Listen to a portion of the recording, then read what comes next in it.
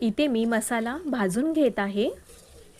या मसाल्यांमध्ये आहे सुक्कं खोबरं, कांदा, आलं, लसूण, कोथिंबीर आणि थोडेसे तांदूळ आणि चण्याची डाळ।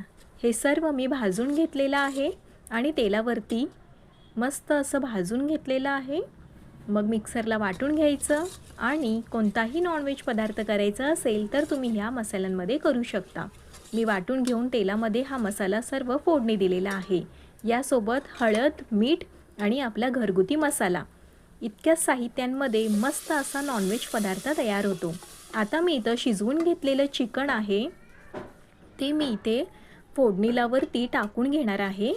पाहिलत का, यात सूप देखील आहे। या सूपाचीच टेस्ट या कालवणाला येत असते। म्हणून नेहमी चिकन आधी किंवा मटण आधी शिजवून घ्यायचं मिठाच्या पाण्यात आणि मगच आपण असं मटणाचं किंवा चिकनचं कालवण या मसाल्यांमध्ये करून घ्यायचं।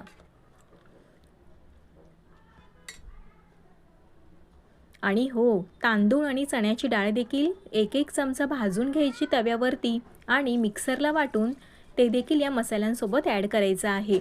आणि यामध्ये मी आता वरतून गरम पाणी देखील ॲड केलेलं आहे। तर लगेच आपलं 5 ते 6 मिनिटात मस्त असं चिकनचं किंवा मटणाचं कालवण तयार आहे।